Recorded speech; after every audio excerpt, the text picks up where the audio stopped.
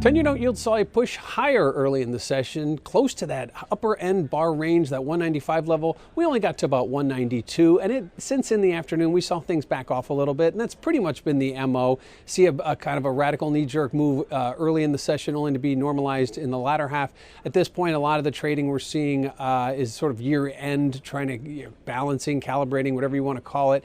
And I think holding that range, 165 to 195. I know we keep kind of expanding that range, but we continue to hold it. As long as we stay south of 2%, I think that the 10-year note right now will continue to hold its current sort of outlook. You get north of 2%, I think it changes, all the bells and whistles will go off, and I think you're going to probably see a massive amount of selling come in, especially if equities continue to project higher and move as they have over the course of December. But December's been a very bearish month for bonds. We've seen yields go up about 15 basis points, and that's a pretty big move considering there hasn't been any out of the woods news other than the U.S. trade China talk optimism that we've been continuing to get, and that has really dictated trade not only for the last month but for the last several. So if we do get those trade talks to go through, and we do get phase one signed, look for Treasury yields to test that 2%.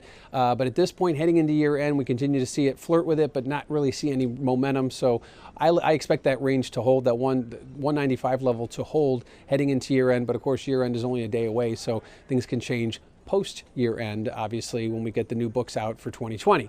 Market volatility, well, after seeing a big decline after the FOMC meeting in early December, things have gotten back to normal. We've seen an elevation back to 4%, and 4% was pretty much the low from July when the Fed first started cutting to December when they said they weren't going to be cutting anymore, and then things kind of fell off and we traded well below 4%, but now we're back to that level. So I think at this point it becomes kind of a year-end trade game again. There isn't a whole lot of fireworks going on. The bond market is continuing to watch the equity market and will continue to do so, and equities were kind of quiet today, holiday trading session and whatnot.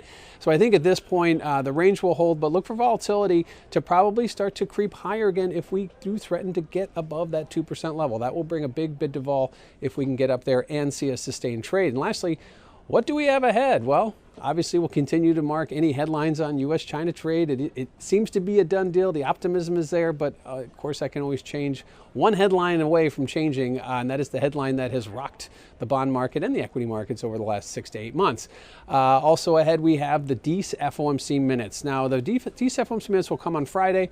Obviously, the Fed did not cut rates in December, and I think at this point, we look for the Fed to kind of give us some specifics that we didn't get from the press conference or the statement at the December meeting, but I think the Fed's going to continue to do what they have been doing. They're going to be very data dependent. They're going to continue to watch what's going on around the globe, and they will continue to see what happens with all this trade nonsense that's been sort of hampering their efforts to manage policy the way they want to. So I don't really see a whole lot changing this week as we get into the holiday markets and after. I think it's going to remain a very quiet week. Friday may see some trade ranges that may be a little wider than usual, given that we have FOMC minutes.